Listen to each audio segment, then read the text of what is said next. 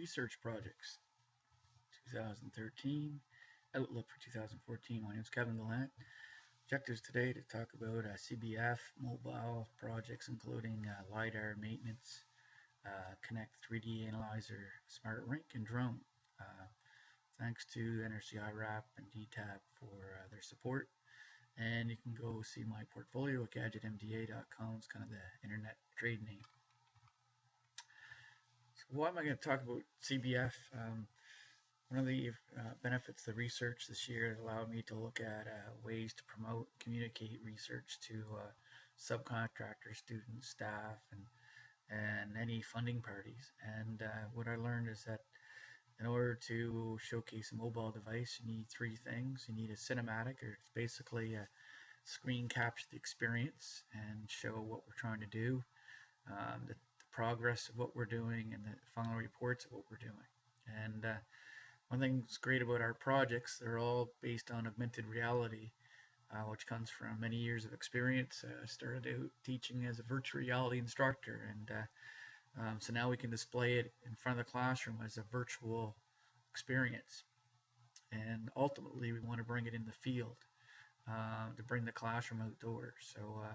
So I came up with these three acronyms for presenting any augmented reality mobile research, that these are a requirement for any product we produce. So what did I use for tools? I mean, it's all about the pixels, and in order to create the 3D experiences, you need a 3D Studio Max, which is an Autodesk tool used to create the models and the terrain and the assets that go into the experience. Unity is the game engine that delivers the ultimate product, and Unity is what you can package to Apple iPads or iPods or iPhones, also Android devices and BlackBerry. Mataio is the augmented reality engine that we came up with after reviewing 8 different types of engines. It seemed to be the best because it provided most user support and training for my students, staff, and partners. So how do we communicate all this? Well, of course, you've got email with students, and is definitely number one. Dropbox was used to share a lot of content. It was the easiest way to work with updates from subcontractors and students. YouTube was definitely the preferred choice for communication of how to do all this. I did test Blackboard. I do have implemented mobile Lidar and maintenance courses. However, you can look at the graphs closely. There wasn't a lot of activity in users that were basically using the course content, and I feel, talking to our partners, that simple YouTube links is fine for communicating your results or progress. So, why did I get into mobile research? Well, I did a paper in 2001 for LearnTech on mobile learning on a handheld device. At the time, we called them PDAs, which is basically what's today, with a lot less power and a lot less speed. And we still had wireless. I used wireless in the field, in the oil sands for communication. So mobile phones are here to stay. It's a huge industry, and ultimately we have in the green BlackBerry, iOS, and Android as 3 major operating systems. And so I looked at what could we look at for training, and how can we benefit this for the college. And I looked at maintenance, kind of drone, which is the vision of the next 5 years, CRM, content management systems, the game engines themselves, the Kinect, or 3D digitizer, and then real-time monitoring, and the Shield, which is a unique device that's Android based, that's built from a former machinery. Anyways, these in red is all the target applications, who would use them, who would what type of areas of mobile activity in the serious game side, and in the blue is types of applications that I think um, that, and topics for discussion and core research that we could get into. So from that vision, I came up with some projects. First was mobile lidar, and this product allowed us to explore some great technology. It's used now for finding geology or minerals from basically swiping away the trees, and you can view below the trees in the bush and view the bare earth ground data. And because LiDAR allows us to penetrate this canopy, uh, we can reveal features such as glacier scraping and lateral moraines to footings. They found pyramids in the Mayan ruins, jungles. So down the bottom is basically Middle Island as an exaggerated case study, and those columns you see are bore data, and we work with a few surveys on a way to trigger and measure borehole and mining applications for mobile lidar. And so basically work with sample screen navigation on an Android device to swipe the trees. We developed that, and we used a language called APAL, which is setting up a technical design document for servicing any mine site using mobile lidar. And to demonstrate this, we looked at a mobile lidar site for North Cliff, and we decided, hey, let's do a road as an example. And it's a new site that's near Stanley in New Brunswick, and this is where the road's planned, and we were going to actually show the road before it's ever built. We ran out of time, so we decided to stick with a local case study, Middle Island, and there you could see the bare earth data for Middle Island. The city recently did a LiDAR scan of the region as part of their climate change, and so we did a simulated drill hole gold discovery in Middle Island as an example of the swipe. The Swipe mobile app is going back a few slides here. Was a great application of the use of bringing LiDAR on a mobile device. LiDAR is usually associated with a lot of high resolution, so I'm going to show you now the mobile LiDAR demo reel, and this is not available on YouTube because so there's example of the Middle Island intro. Middle Island, by the way, is an island, one of a couple islands in Miramichi. There's the tree canopy, and so there's the gold discovery simulated. So this is the actual LiDAR swipe in action, and you'll notice if I swipe left or right, it actually changes from the aerial tree canopy to, so we can go actually on the ground and actually swipe anywhere and see the tree layers. So this is part of our trip to, won't go through all this, but part of our trip through the Sisson site, and it's a very remote site, and we traveled and we had the environmental students go out and do a site assessment. So back to the slides.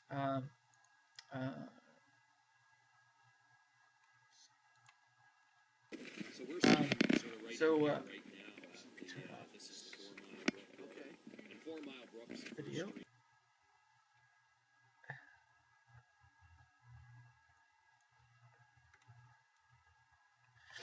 So so next the next project was really intriguing too. We work with a company called ZFast, um, and doing mobile maintenance. And basically, we were looking at augmented reality, which is part of for maintenance and trading. It was determined that that's a really good potential application for Miramachi. We do a lot of products like drill rigs, and so we didn't want to use a drill rig manufactured Miramachi. We wanted to prove that technology would work, so we used a generic one, and uh, and basically we wanted to demonstrate that we could show how to do it, and ask basically um, the uh, mobile maintenance character. We called it the mech, um, to um, um, walk along a drill rig and change a hydraulic line. So we had students work on what's called the 3D character, along with Rick Knowles and Disney animators to come up with a solution. And so basically, what you're going to see here is a little demo reel of the drill rig done by Corey Richard, and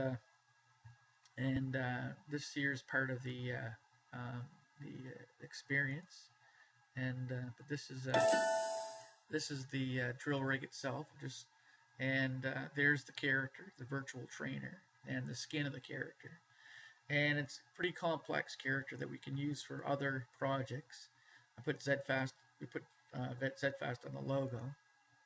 And but anyways, we decided to the last month into this project that maybe a drill rig was too large to do as a demo, so we changed the scope and figured if we ever going to go to a conference, we'd use a log splitter as a hydraulic example. What you see in front of me are the unwraps of the mechanical trainer, or the mech, and you could see how extensive it was. We were able the ability to show with mobile devices how when you just point a tablet at a drill rig, the character will automatically go up and change the hydraulic line, for example. We'll be able to prove that that can work. And there's two new technology called CVS that allows it even to make it easier since the time of producing this product in June. Next product is Kinect 3D Analyzer. This was kind of one of those amazing moments. What job? The original focus of this project was to take a site near the water and basically create a way to showcase new construction in a region, and the theme was kind of a climate wall. And this is the site. This is an example of this. These are photos of the Kinect that I took of in the spring, showing the rock and the erosion that's happening with sand, and the dunes were destroyed in a storm in the last few years. So this was a really good test site, a very good public site, and Irving is the client for this, and it was a good. At first, we looked at the Kinect with Unity, it's the engine, and looking at the software development kits for this, and to get into that side, it was pretty intensive at first. So I looked at the project and said, well, how can we use the Kinect to actually scan the site first? So we looked at five pieces of software and came up with one called RTech. And RTech, we were able to prove the $150 camera that we could go on site and digitize the terrain, because you've got to get a layout of the land in order to analyze the type of footing wall that would go in it. So that would definitely be a service for what we would do. So I worked with Dr. L. Nagar from Fredericton UNB on basically a climate change wall, if you want to call it, and we developed this new mobile technology together to help Irving with a way of supplying some type of structure called a retaining wall that would that we could showcase at that site.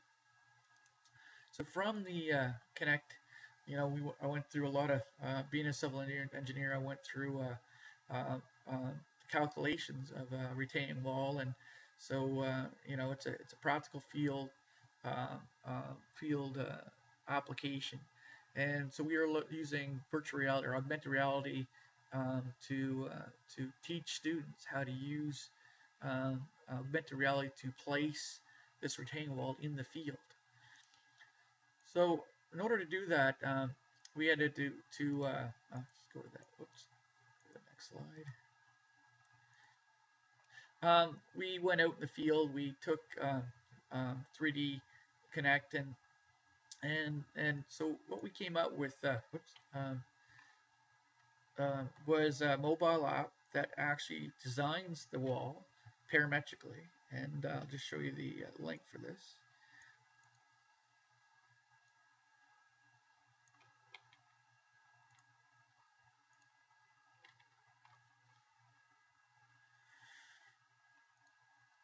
And so this is the Kinect Dunes. It's the intro. There's the site. It's an Irving Eco Center, and just go through the slide here. So this is the site where we selected the testing for the Kinect, and we came up with a lot of neat technology from this. Here's Sarah and Danielle with the Kinect. And here's the Kinect mount. Here's our... The restrictions of the Kinect is that it can only scan 3 feet above the soil, so it wouldn't be it would take quite a while to scan, but we were able to prove that we could scan the terrain and bring in. So that's great. So the final phase is to actually place the wall in this terrain. So I call it the pivot L ruler, and I'll describe later, what's next here in the slides. So I did end up displaying our technology at the World Congress in Education in London in August, late August. It was reviewed by a few reviewers, and it was a hit. And I've been pitching to my cohort class in the Masters for Technical Innovation at St. Mary's University. They're in the bottom right here, and they're pretty impressed by the technology and where I'm going with it. So the next project in the fall of 2013 was a Smart Rink. This is a great project, mobile learning. It's kind of an extension of what I do every day. It's called gaming. And but serious gaming on this side is that we're looking at a way to take a low-cost tabletop type platform game and allow teachers to visualize 3D games and encourage students to enrich themselves with a social game. And the best way to do that is with what's called an RPG, a role-playing game. And we're using what's called a Sphero. It's a robotic ball on the bottom right here to be able to move characters around this table. So I designed some flooring mats with foam and bumpers to move these robotic spheres around and to see it in augmented reality with an Oculus Rift glasses. So we're almost through this experience. By mid-December, we'll probably have all the bugs out. But we think this is a really good case study. We're using a jungle theme, a fantasy maze, and a haunted scene with to demonstrate the capabilities of this setup for training. So what's next in 2014? There's 2 projects. One's called Drone Lidar, and it's basically an extension of our mobile lidar in 2013. But lidar is a powerful way to see around us, and why not see it from the air? And imagine instead of driving down a road, but you drive a drone, and there's many types of drones out. There's over 45 different types of drones now, that you can fly a mobile device over the trees and see digital heritage beneath the trees without cutting them down. So this theory, there's many articles. One's called Last Tools, and so we decided with a client called ING Robotics Aviation we had two choices: continue our mining site selection or go with digital theme. And the client decided to go with the digital theme with University of Evanston, Moncton rather, University UWM to drive it out of the Evanston branch. So basically, we're looking at stagecoach lines in a camp called Camp Exchange, which has since been it's gone now, but we're recreating that experience. We're building sawmills, grist mills, and livery stables where the horses would exchange in a dense forest canopy area. And so the drone will deliver airborne sensing through a range of commercial services we can provide at NBCC. So this is a type of drone that was preferred by UWM. It's the quadricopter cannot meet the payloads for the Lidar equipment. So a mini helicopter basically was what our rotaries plan on used for the drone Lidar testing. So what about the Kinect? We just got approved Kinect Phase 3. Basically, we're pivoting. It's now called the Open CV technology. What that means is that we plan on using a simple ruler.